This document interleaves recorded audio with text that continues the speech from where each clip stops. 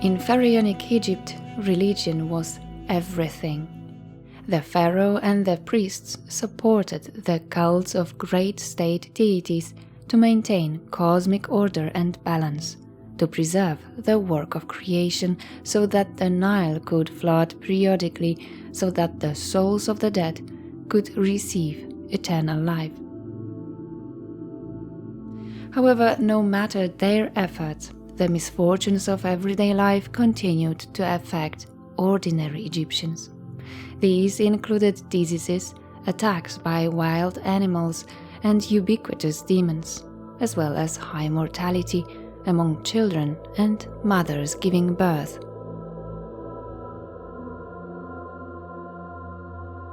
The walls of monumental temples separated ordinary Egyptians from the great distant gods of incomprehensible nature. So they sought help and protection from more accessible, minor gods, to whom they could turn without intermediaries in the comfort of their homes. Of more than 1,000 gods and idols, most were minor ones, but Bes was the most popular. A strange figure, extraordinary in every respect, became part of the everyday life of the Egyptians, and his importance was constantly increasing.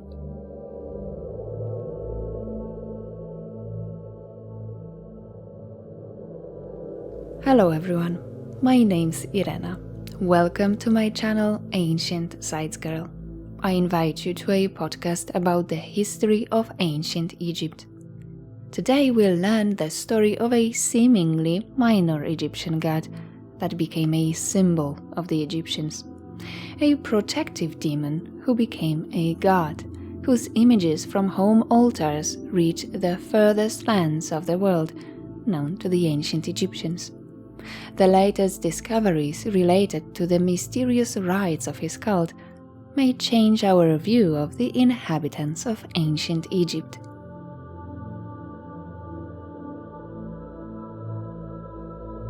We don't know how and when Bes emerged from the magical realm of the demons to become the guardian figure, beloved by the Egyptians, the one who provided protection from danger and at the same time prevented harm and evil. In moments of crisis, he appeared to soothe and reassure the injured, give them strength, and heal their souls and bodies. He brought people joy and happiness, mainly related to family.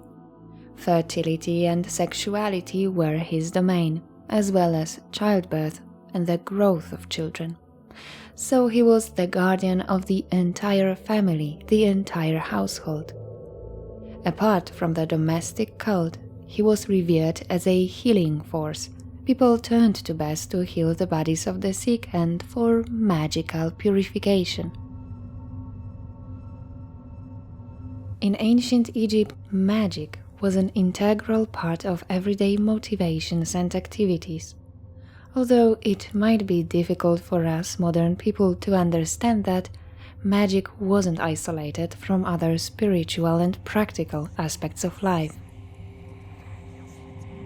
The ancients believed that they were surrounded by spiritual forces, benevolent or malevolent, which for their own safety must be contained, destroyed, or propitiated. Demons were blamed for all misfortunes.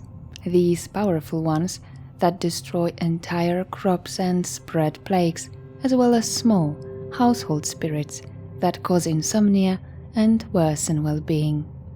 So they used apotropaic magic, that's protective magic, and didn't part with good luck charms and amulets, often in the form of the most proven defenders, such as the hippopotamus goddess Taweret and Bes.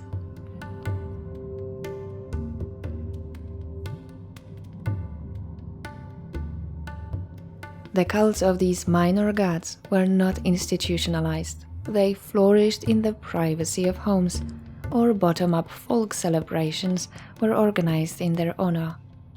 Interestingly, the most important functions of both of these deities were the protection of mothers giving birth and newborns.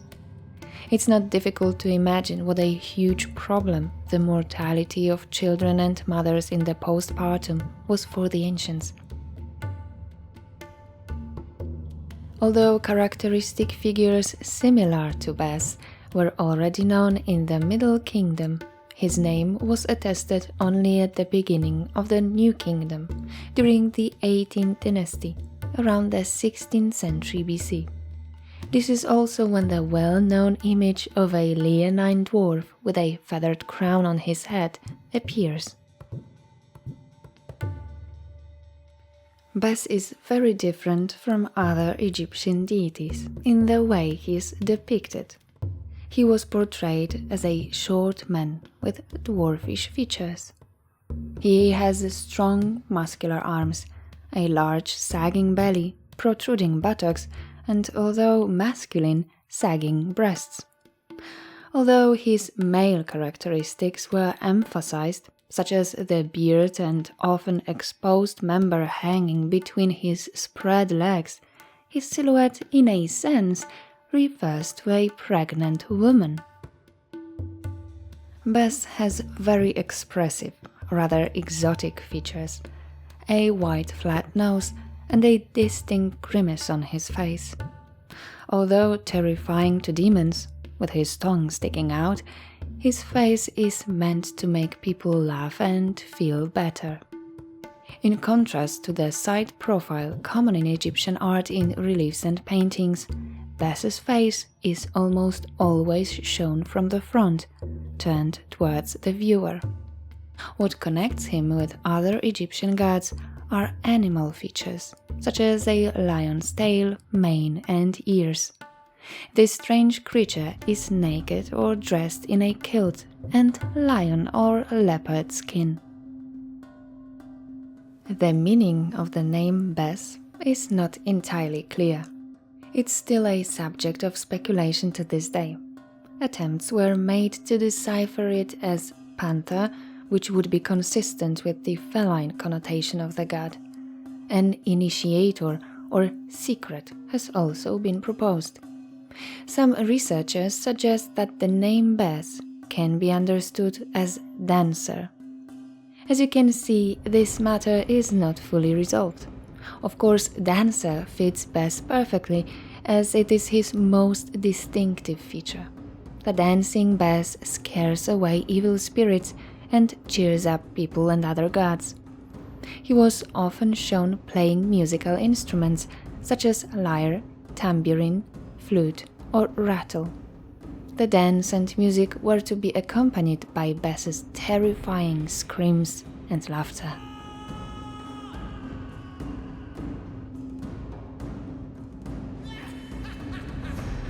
Speculations about the origins of Bes also continue to this day.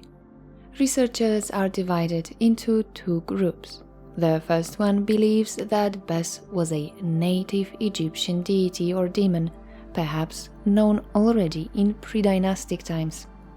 The oldest image of Bes was found in the funerary temple of the 5th dynasty pharaoh Sahura in Abu Sir.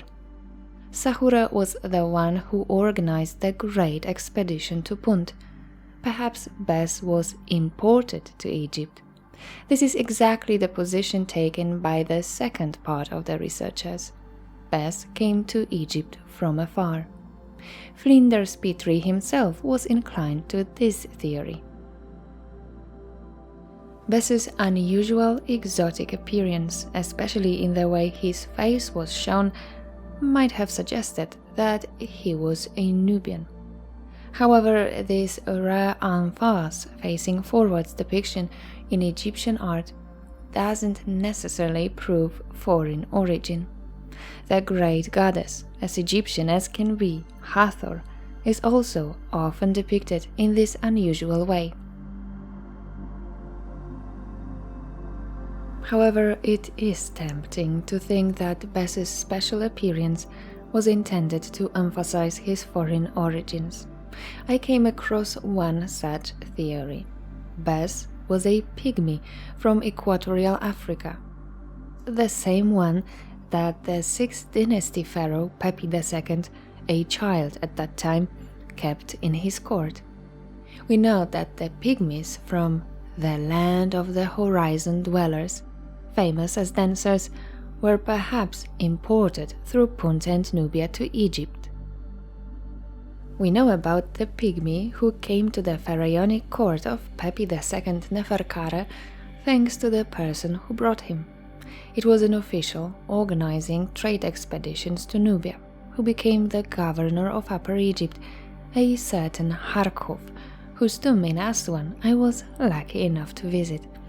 On the walls of the tomb we read, "Thou hast said in thus thy letter that thou hast brought a dancing dwarf of the god from the land of spirits, like the dwarf which the treasurer of the god Birded brought from Punt in the time of Isesi.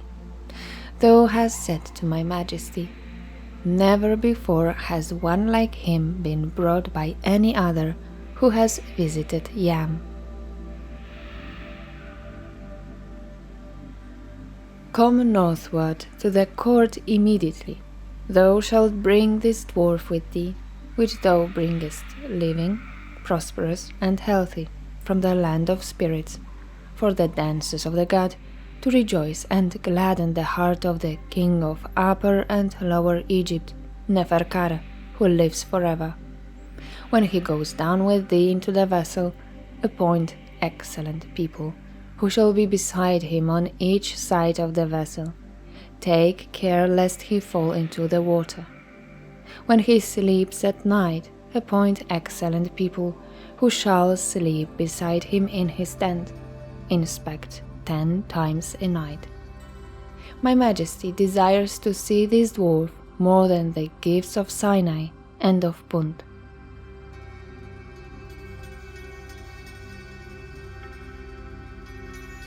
We know that these people of forests, called Dag in Egypt, were brought from distant southern countries. Pygmies were employed as dancers and acrobats, adding splendor to ceremonies, including religious ones. There must have been many of them in New Kingdom Egypt, since they were mentioned in the didactic treatise of a certain Amenemope, a writer from the 20th dynasty.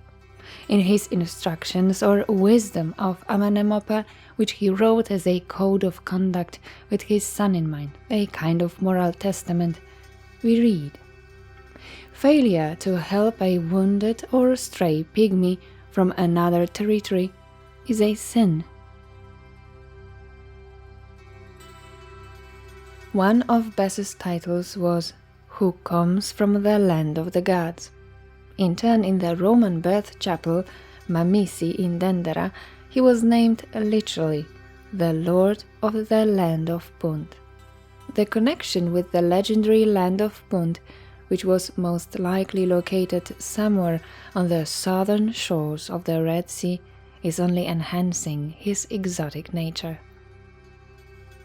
Bes also appears on the reliefs of the more than 1,500 years older temple of Hatshepsut in Der el-Bahri, in the context of the Egyptian expedition to Punt.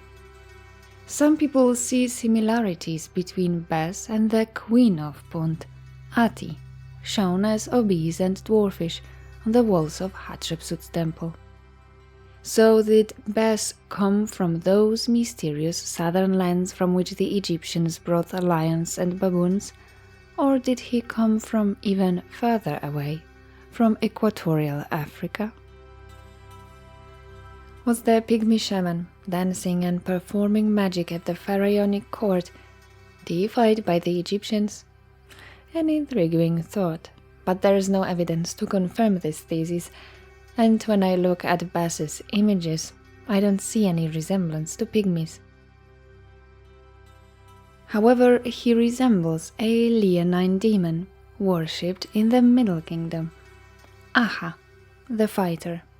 This Hermopolitan deity was depicted from the front, with a lion's mane around his face and lion ears.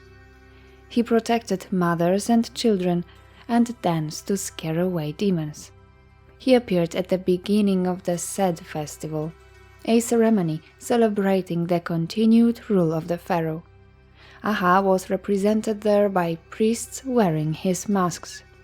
In fact, there are too many similarities to Bes. They must have been the same deity, although of course there's no certainty. There were many gods and demons in the form of dwarfs, such as the popular Pataikos, a combination of Bes and Horus child, usually shown with a scarab on his head. Pataikos, however, specialized in protection against poisonous snakes. The popularity of dwarf idols indicates that dwarfism was accepted mostly positively among Egyptians. They were fully integrated into society. As we know, they often achieved the highest honors in the pharaonic kingdom. Among the apotropaic figurines, a female image of a leonine dwarf was also found, so similar to Bes himself that researchers considered this figure to be his female form and companion, Beset, although in pharaonic art she was more often shown in the company of Taweret than Bes.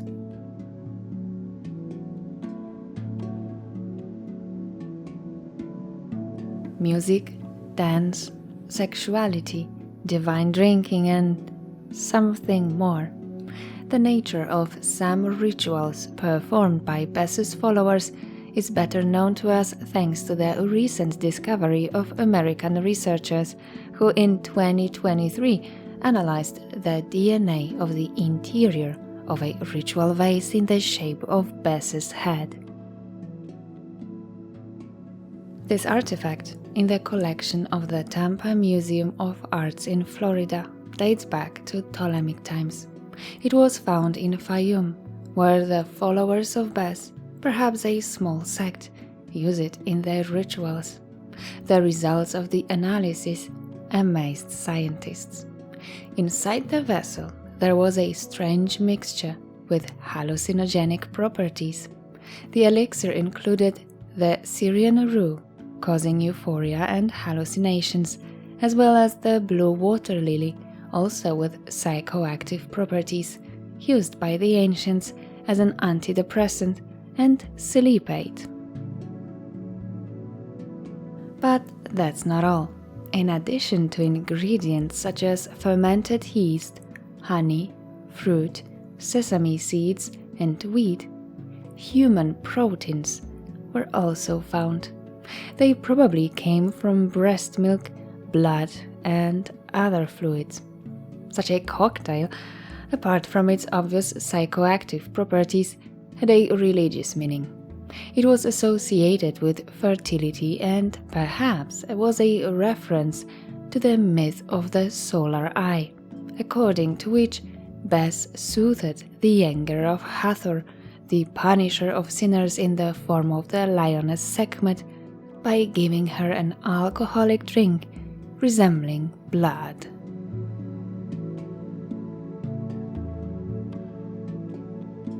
Drinking such an elixir was probably an element of religious orgies, which, as we know, Bes was a patron of.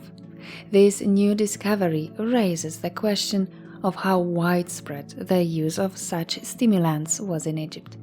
Is this an isolated case, or did the countless Bes-shaped vessels found mostly from Ptolemaic times have similar functions? And finally, how long has the use of psychedelics by the Egyptians been an element of God's worship?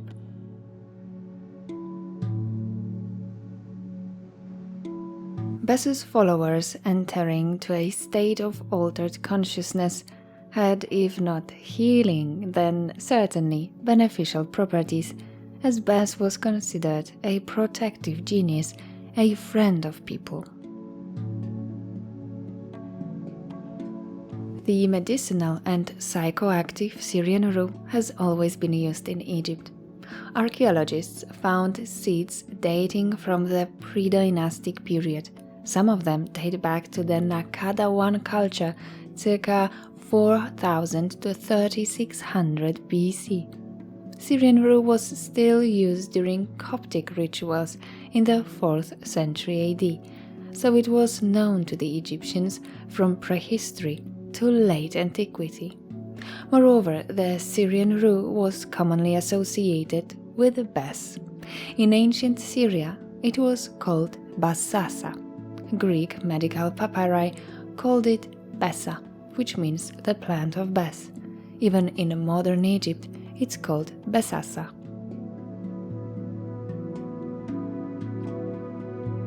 Another psychoactive plant discovered in Bes's vessel, the blue water lily, also turns out to be associated with his cult. We know Bes's images emerging from the blue lotus. In fact, the blue lily is ubiquitous in the culture of pharaonic Egypt. We see its countless representations, we read about it in religious texts. It symbolized divinity, fertility, and prestige, especially during the New Kingdom. It was an important decoration of noble women's wigs. According to Memphite theology, the blue lily appeared with the first light, growing from the primordial waters of chaos, Nun. The personification of the flower was the god Nefert, a member of the Memphite triad, with his father Ptah and mother Sekhmet. He is shown as a man with a water lily headdress. Figurines with his image were a popular good luck charm. Of course, images of Bes can be found not only on the ritual vessels. The Egyptians wanted to have his image in their homes, incorporated into beds, chairs, mirrors, and many other objects of everyday use. Interestingly, Bes was also a popular motif in ancient tattoos. In Egypt, only women got tattoos. These were usually simple patterns. Points arranged in lines decorated the bellies and the pubic region of women, as in the case of the perfectly preserved tattoos of the mummy of the priestess of Hathor from the 11th dynasty, Amun-ra. This positioning of patterns was undoubtedly related to fertility and the symbolic protection of the child in the mother's womb, as British Egyptologist Joan Fletcher notes. This is supported by the pattern of distribution, largely around the abdomen, on top of the thighs and the breasts, and would also explain the specific types of designs, in particular the net-like distribution of dots applied over the abdomen. During pregnancy, this specific pattern would expand in a protective fashion in the same way bead nets were placed over wrapped mummies to protect them and keep everything in.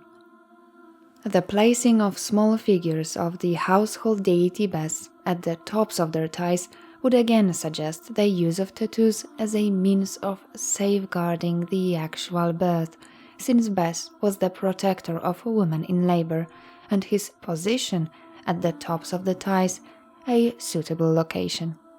This would ultimately explain tattoos as a purely female custom.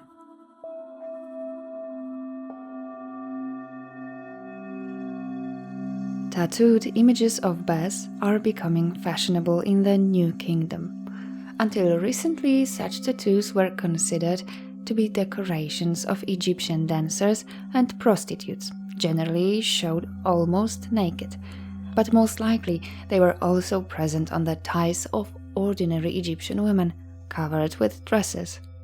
They were also not so much related to the sexual drive as to the protection of pregnancy and successful childbirth. Perhaps these tattoos also played a purely decorative role. Unlike other ancient cultures, naked young girls were a common sight on Egyptian streets. Nudity didn't arouse any objections, which proves the permissive approach prevailing in pharaonic Egypt. Magical protection and religious motivations, however, seem most likely, as Herodotus wrote about the Egyptians. They are religious to excess. far beyond any other race of men. It's also worth remembering that according to the Egyptians, newly born children were particularly vulnerable to demonic attacks, which could cause the death of the newborn and the mother. It was important that the child was protected by Bes from the first moments, hence his images were tattooed on the upper parts of the thighs, often on the inside.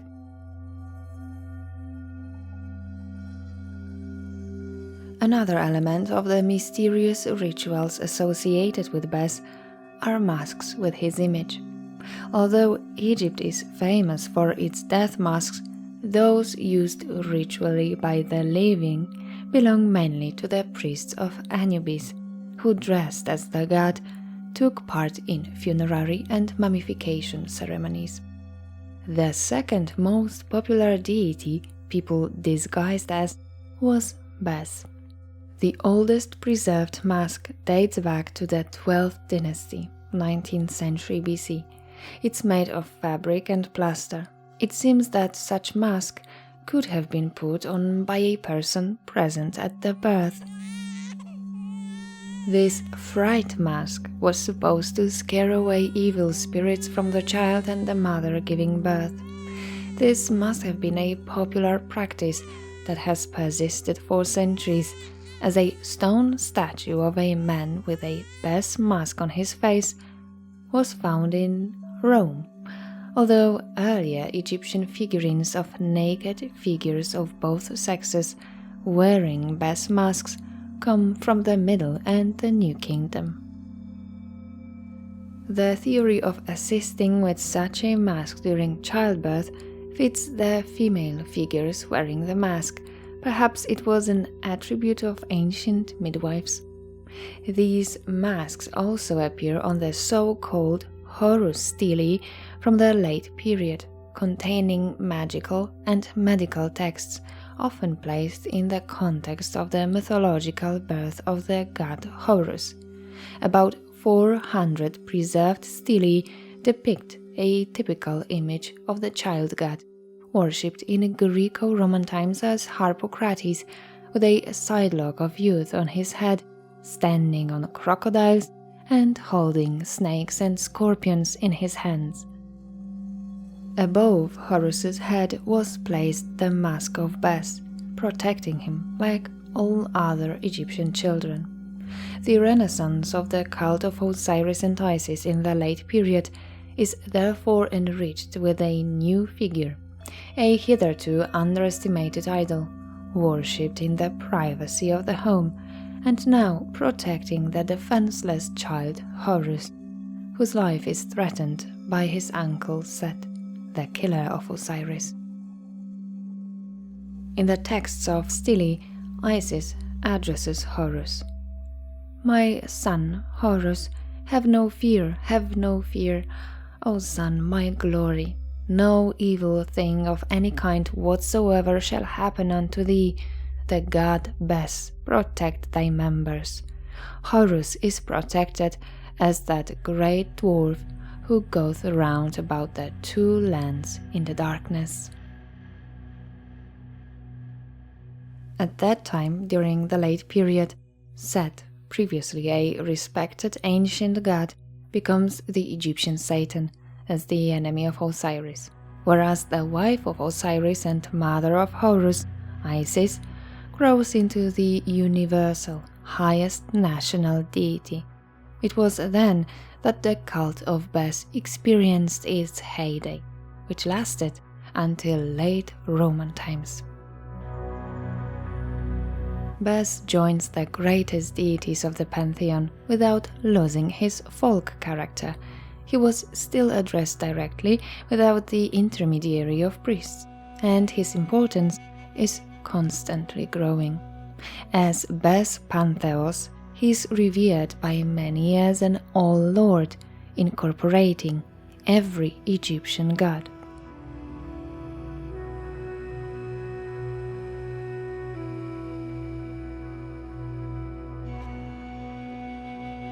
Accounts of the Roman historian Ammianus Marcellinus from the 4th century AD, known among others from the description of a day of horror, the great tsunami of 365 that destroyed Alexandria, describes the unusual practice of incubation for oracular purposes in Saqqara. After taking harmel, that is Syrian rue, special consultants slept in their best chambers to obtain prophetic dreams. Bes, as the giver of oracles and the giver of dreams, was especially revered in his oracle in Abydos. The sanctuary described by Ammianus Marcellius operated in Roman times until the 5th century. It was in later antiquity that the oracle of the god Bes attracted the largest crowds of believers, also from outside Egypt. It was located in an underground sanctuary, the oracle of Osiris Serapis, operating since Ptolemaic times in Abydos, which over time became the oracle of the syncretic deity Osiris Helios Bes. Osiris, in unity with Helios, the Greek god of the sun, is of course an echo of the pharaonic theological concept of the solar Osirian unity, Osiris-Ra, known to us from the funeral books of the New Kingdom. In the Roman Abydos, the sun was also associated with the cult of Bes, popular in Egypt, who was supposed to play the mythological role of protecting the head and coffin of Osiris.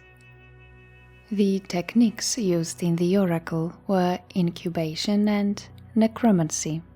So the consultants locked themselves in underground tomb-like chambers to summon the spirit of the dead, and often fell asleep in the presence of a dead body, its parts, or simply with a human skull or bone, of which there were many in this prehistoric cemetery. Before falling asleep, the person seeking answers took the plant of Bes and invoked the spirit who was supposed to appear in the dream with answers.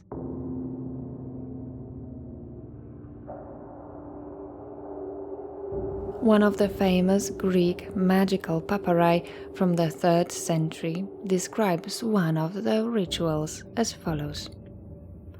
Request for a dream oracle of Besa.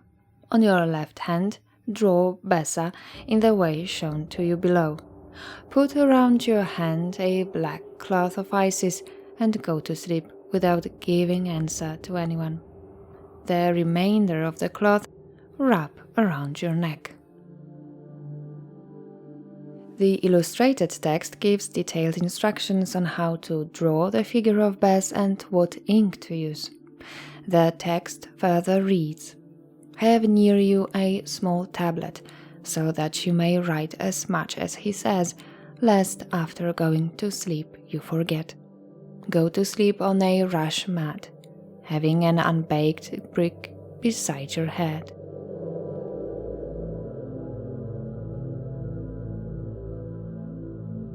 The aforementioned Ammianus Marcellinus describes the circumstances of the scandal involving the oracle, which threatened its functioning. There's a town called Abydos, situated in the remotest part of the Thebais. Here the oracle of the god called in that place Besa, in days of old revealed the future, and was wont to be honored in the ancient ceremonials of the adjacent regions. And since some in person, a part through others, by sending a written list of their desires, inquired the will of the deities. After definitely stating their requests, the papers or parchments containing their petitions sometimes remained in the shrine, even after the replies had been given. Some of these were with malicious intent sent to the emperor, who, being narrow-minded, although deaf to other very serious matters, on this point was softer than an earlobe, as the proverb has it, and being suspicious and petty, he grew furiously angry. Constantius II considered the documents provided to him an act of treason and organized an investigation into the practices of the Oracle of Abydos. Ammianus writes, "As the theater of torture and death, Scythopolis was chosen, a city of Palestine midway between Antioch and Alexandria, from which cities the greater number were brought to meet charges." The scandal was probably just an excuse for the Christian Emperor Constantius to close the popular center of pagan worship. However, it seems that the oracle survived the crisis, largely thanks to the new Roman Emperor, Julian the Apostate, who rejected Christianity and stopped the persecution of pagan cults. Only in the 6th century, the famous monk and founder of the monastery, Appa Moses of Abydos, recognized Bes as a demon, attacking local Christians. He carried out exorcisms in the pagan sanctuaries and necropolis of Abydos. The victory of the monks over evil powers was announced, and the city of Osiris was eventually Christianized. This is a symbolic end to the cult, which, as we know, was not limited only to the land of the pharaohs.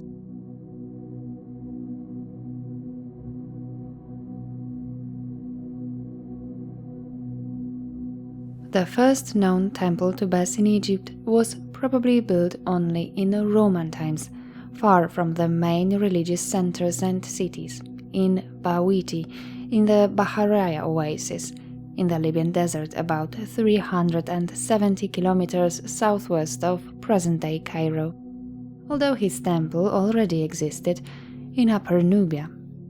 Bes turned out to be a desirable export good, and it was outside Egypt that his importance grew as a full-fledged guardian god.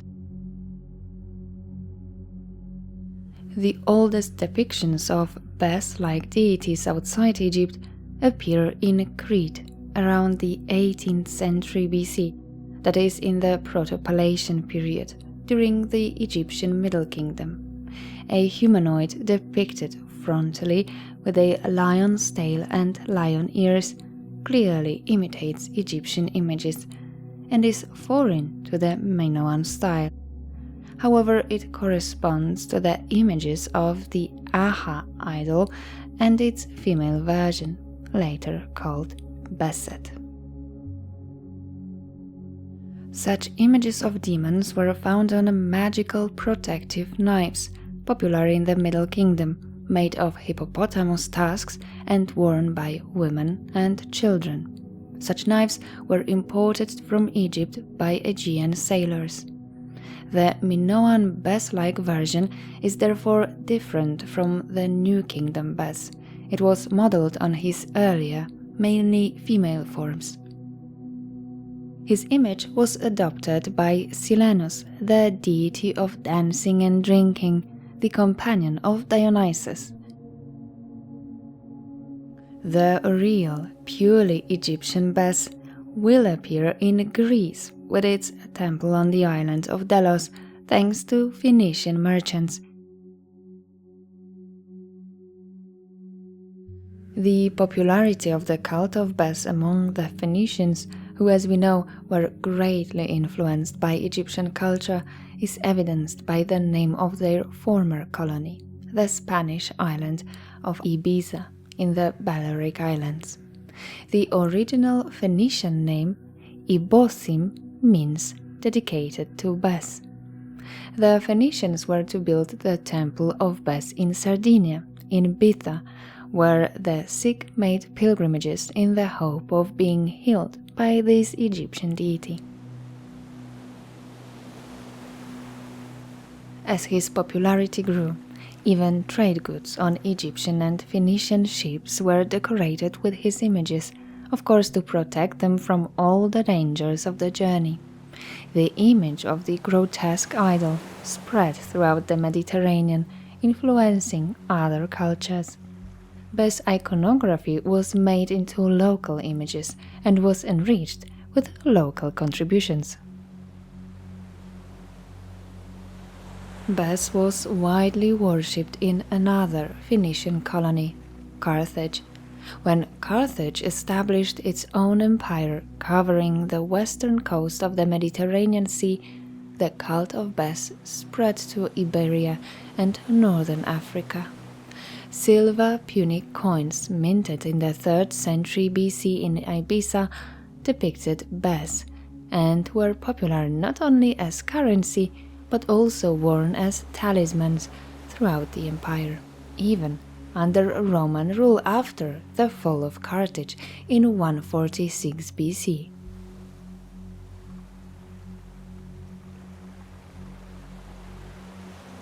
With the occupation of late-period Egypt in the 6th century BC by the Achaemenid Empire, the fashion for Bes exploded in the Middle East and throughout the Persian Empire.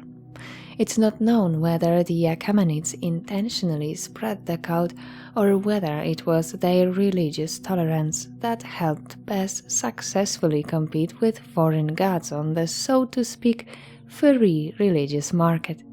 It is then that Bes grows from a folk household god to the role of an important deity. The dancing dwarf is visible everywhere, from monumental images in the capital of the empire to countless figurines found in Asia Minor, the Levant, and Mesopotamia. In its Iranized form, Bes was identified even with the universal solar deity Mithra.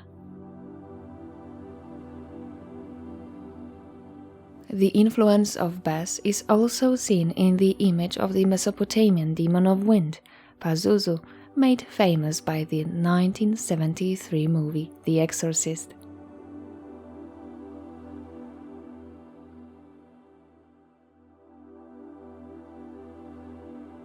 Armed with protective images of the idol, Roman-era Egyptian traders also traveled across the Indian Ocean, and it was precisely at this time that foreign iconography of yakshas, capricious nature spirits with a surprising resemblance to the Egyptian god, appeared in northwestern India. So Bes has achieved global success, reaching as far as India, and its constantly evolving image can be considered a symbol of ancient globalization.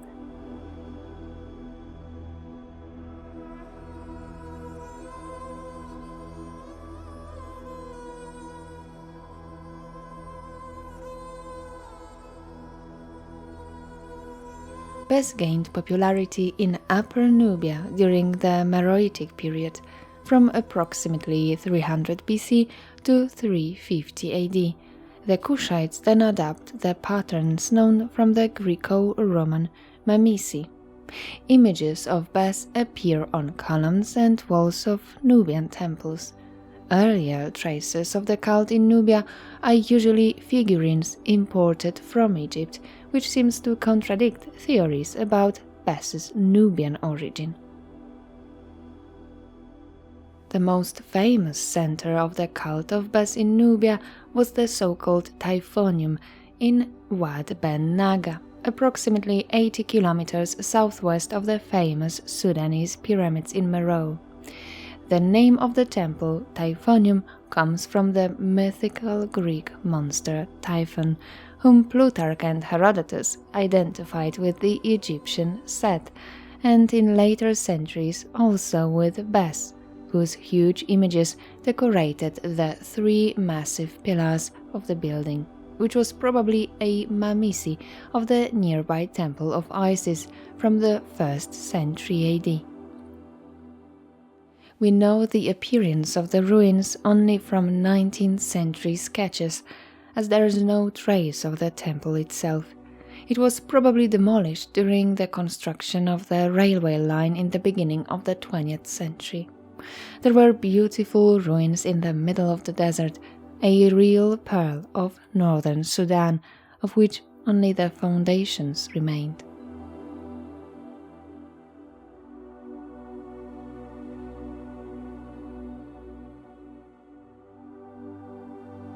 Although unusual by Egyptian standards, the depiction of Bes perhaps best represents the dualism and theological concept of opposites, so characteristic of Egyptian religion.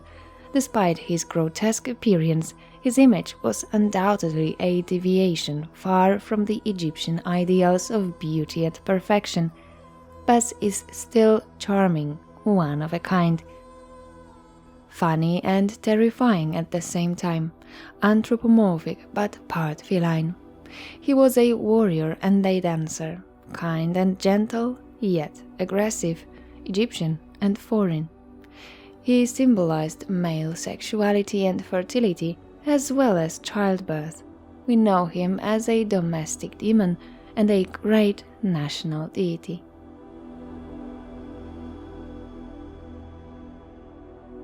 I hope you learned something new about the beliefs of ancient Egyptians. Thank you for listening. Please let me know in the comments what you would like to hear about next time. Don't forget to like my video and subscribe to my channel. Goodbye and see you on the next one.